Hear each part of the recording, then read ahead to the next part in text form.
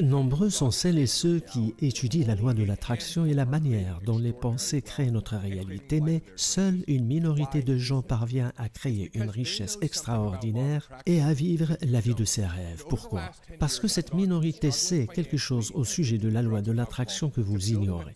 Au cours des 10 dernières années, après avoir été quelqu'un qui avait des difficultés financières et qui était accro aux drogues et à l'alcool, j'ai pu créer une entreprise de coaching transformationnel d'une valeur de 30 millions de dollars. Dans cette vidéo, je vais vous montrer 3 choses. Premièrement, comment les pensées deviennent réellement des choses. Deuxièmement, pourquoi votre réalité ne change pas alors même que vous pensez comprendre le fonctionnement de la loi de l'attraction. Et troisièmement, je vous parlerai de quelque chose qui m'a permis de manifester absolument tout ce que je voulais tout le temps. Now, first things first.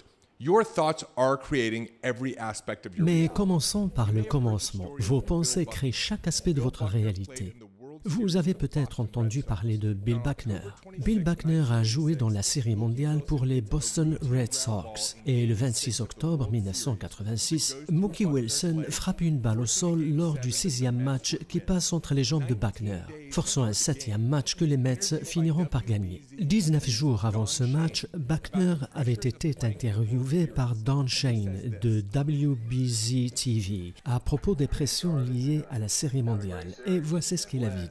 Le rêve, c'est de faire une grande série et de gagner. Le cauchemar, c'est de passer à côté de la victoire sur une balle au sol qui vous passe entre les jambes. Il avait ensuite ajouté « Ces choses arrivent, vous savez, je pense que le destin joue beaucoup là-dedans. » Now, it isn't fate. Ce n'est pas une question de destin. Il s'agit de comprendre la manière dont vos pensées et croyances deviennent votre réalité. Et elles le deviennent de 2 manières différentes. D'abord parce qu'on appelle le mécanisme interne qui transforme les pensées en choses réelles.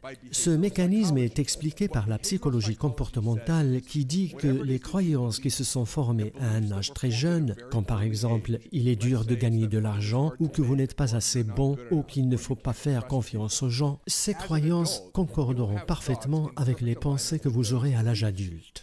Vos croyances créent vos pensées et vos pensées créent vos émotions ou vos sentiments. Donc, quand vous avez des pensées comme « je ne suis pas assez bon » ou des pensées qui vous rendent inquiet parce que vous avez peur de manquer d'argent à la fin du mois ou qui vous font hésiter à passer un appel commercial, vous commencez à faire de manière effective l'expérience d'un futur qui ne s'est pas encore produit. Vous commencez à sentir sur le champ des émotions en rapport avec ce futur comme si celui-ci avait déjà eu lieu. Parce que c'est ce que font vos pensées. Elles créent une électroconductivité dans votre cerveau qui passe ensuite par le système nerveux et vous faites alors l'expérience de cette pensée sous forme d'un sentiment ou d'une émotion.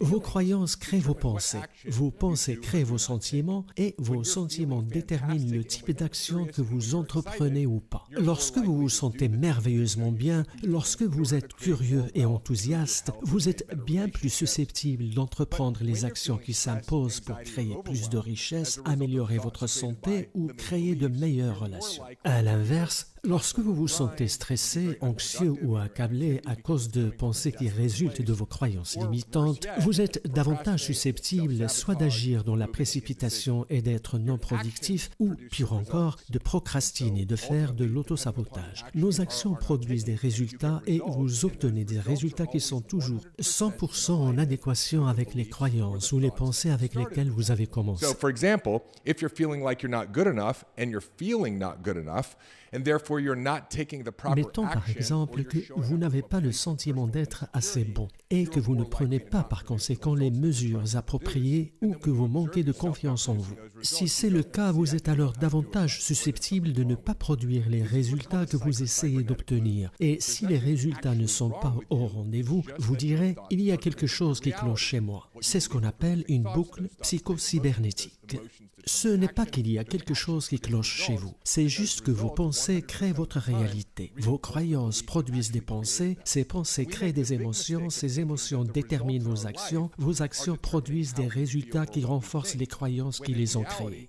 Et nous commettons la grosse erreur de penser que les résultats obtenus dans notre vie déterminent nos sentiments et nos pensées, alors qu'en réalité, ce sont nos pensées et nos sentiments qui sont la cause principale des résultats que nous obtenons ou pas dans notre vie.